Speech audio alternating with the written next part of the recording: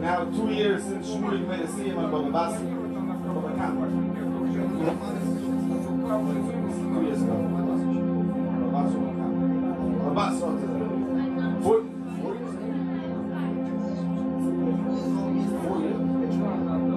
4 years ago, for the boy at Sukot, Shmulik Novikov made a see him on the bus in the sukkah. And in the ladies section, you can listen to this too because this is something you never forget. All those in the back, you can come a little closer. This is the last pitch, the last pitch. Don't stand in the back. Dina. Come close, everyone, come closer.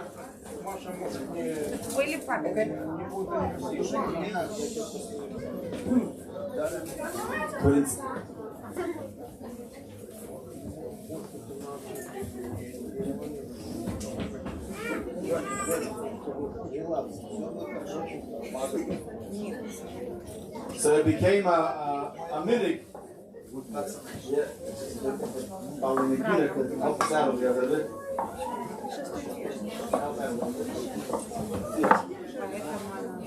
So since then,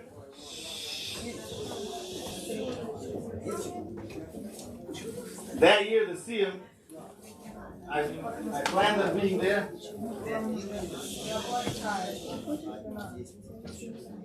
I planned on.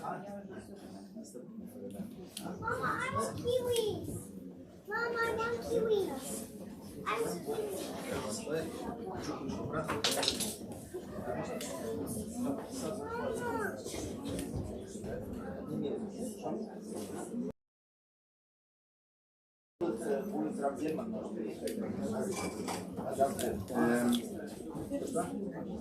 Instead of being by the Siyum, I found myself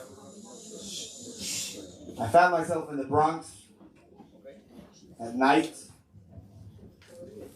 with a bunch of Bronx people. Around was me, my good friend Shmuel Hartman, was lying in the Stark. We drove to Williamsburg, we drove to this, and then we landed in the Bronx. Why did we end up in the Bronx? And since that story, I took it on myself, every year on Sukkot, to remember this, because the Hainu, this is the Inyan that we're talking about the whole time. It's over a story about a girl, it should be at least neshama for her. And the Iker is that we should learn for the future. We're holding now the night of Shana Rabbah. The Shana Rabbah is a night is a day where we can achieve whatever we couldn't achieve till now. And a few years back, Rabbi Geldworth came and said over a Mordechai Maisa of how there was I don't remember the exact details right now, but a king, somebody he lived in a building, an old Jewish building, and all of a sudden an Arab family moves in from Morocco. And he finds out that this family happens to be the children of the king of Morocco. The king of Morocco, a monarch. Pretty good. Security in that building was becoming much, much, much more serious. And he really wanted to see the king. And he told this neighbor of his, he said, listen, when your father comes to town, let me know. I want to come, there's a bracha that we say on the king of Morocco came to visit. This is somewhere in Florida, I think. The king of Morocco comes to visit, and he tells him, the king of Morocco is here. So he dresses up his Shabbos clothing, going to see a king, and he comes to the door. Security guards are, all around for Shtetzach, and they're saying, "What? Who are you? Kif Chalak, Ya Habibi, who are you? What are you doing here?" He says, "I have an appointment with the king." Appointment with the king, that's a different story. They screen him, they check him, he goes through a metal detector, and finally he goes in. And what does he see the king doing? He sees the king on the floor. He sees the king on the floor, playing with his grandchildren. And he's a king. We have a picture of a king with the robes and the crown and the stick and the throne. And here he is, the king is on the floor with his. That's a true melech, by the way. The meaning of malchus is not to be aloof, but to be all-encompassing. No. He tells the king tells him, "Who are you?" Min binat. He says, "I am kach v'kach." Then your son's neighbor. And all I wanted to do, I wanted to come, by evening, we have you're supposed to make a bracha when you see a king, a human king. Why? Because Chazal say you should go look at a king because it gives us a little bit of an idea of what the Malchus Shamayim looks like, the Pamalya Shamayim. The king was very, very taken aback and very, very impressed. And he started talking to him, and he came out and he's making a bar mitzvah for his son. And bar mitzvah for his son. And he said, how much is it going to cost you? He gave him a number.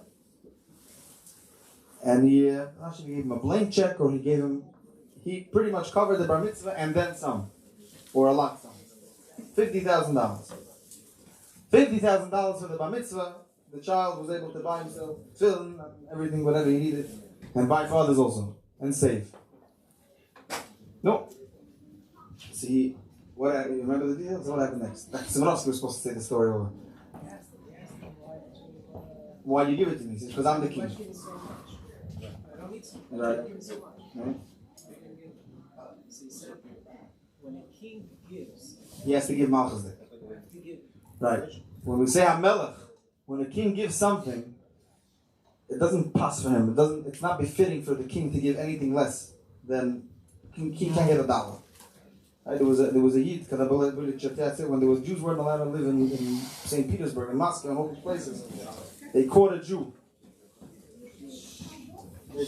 They caught a Jew where he wasn't supposed to be. He wasn't allowed to be there. And they said, we're taking you to the Tsar. And he told the Tsar, I'll tell you 3 things that you never knew. He said, first of all, he said, this diamond is not a diamond. It's a piece of glass. They tested it out. And this horse that you're getting from these people is not a present. They want to kill you. It's going to throw you off. They tried it out with a prisoner and threw him off and killed him. He said, how do you know? He says, I explained to him, they figured it out. He said, I'm going to tell you one more thing, but promise me you're not going to hurt me. He says, you're not a Romanov. You're not from the royal family. He says, so after he saved his life, he gave him $50, $100 in those days. So he told him, you're not a Romanov. He said, how dare? He said, go ask your mother.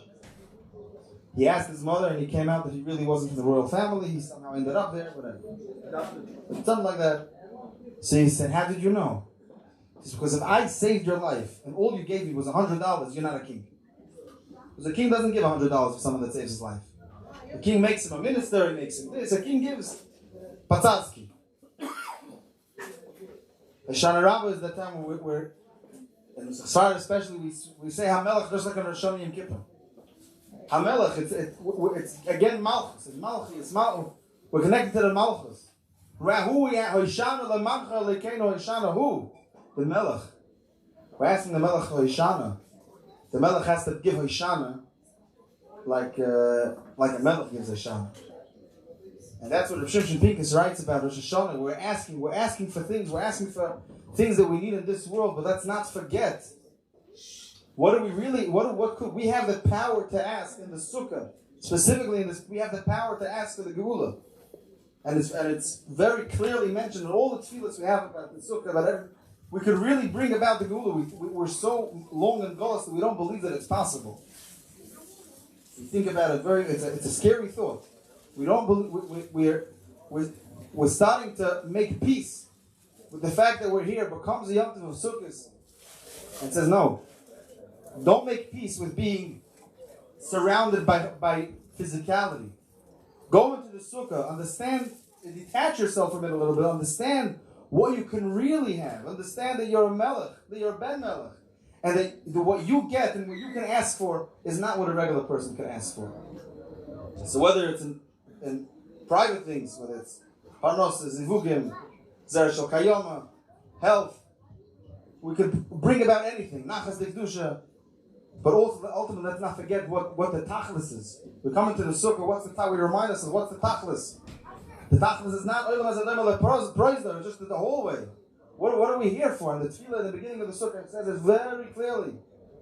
We're not afraid to talk about leaving this world. It's part of life. It's life itself.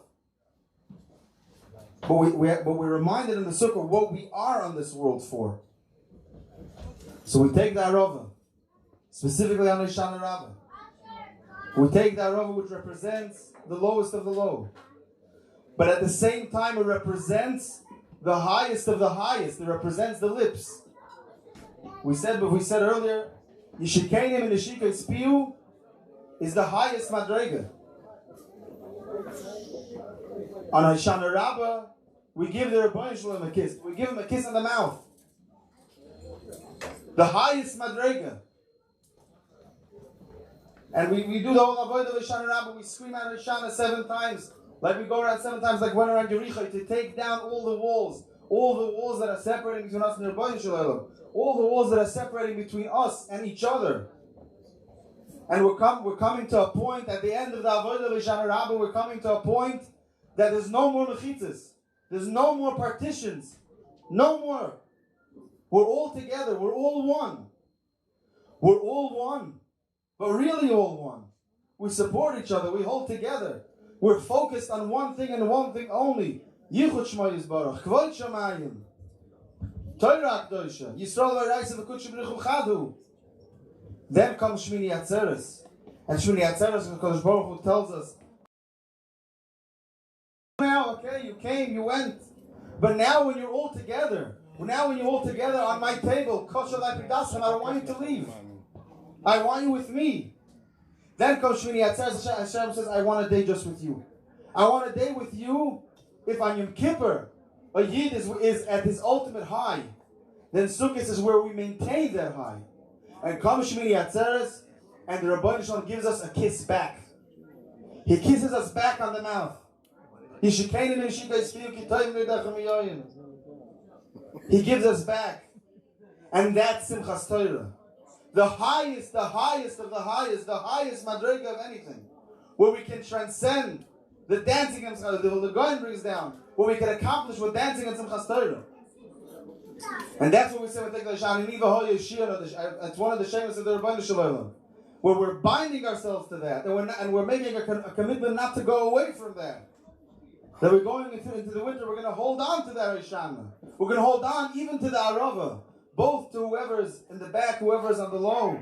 And we're going to connect the high and the low, make it into one big high. And we're also connecting to this big madrega of the lips. The koyach of the lips, the koyach of the mouth, the sicha, the davening, the relationship. The highest madrega of relationship. We're holding on to that. That even and throughout the winter, on days when we have days that no smell and no taste and no nothing. But it's all an illusion because we're all connected to the Makor HaChaim, the Borei Kol Olamim. So Mitzvah Hashem, with the Chavita Zaharova, there's so many kavanas that we know them, we don't know them. We say our machshava should be connected with those machshavas of the big tzaddikim and Ashik Nesa Gedolah. We should realize that every clap that we give should take away more mechitzas, and that should clean us out. That we should come to a simcha, a true simcha, a pure simcha, and a pure relationship with the Borei Kol Olam, with each other. And with that, to go kick Mashiach Tzidkeinu v'mehera b'yameinu. Amen.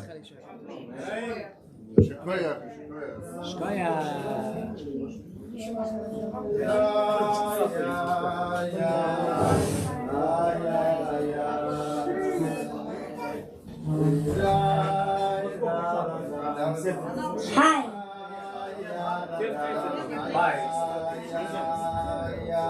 Muya. Amen.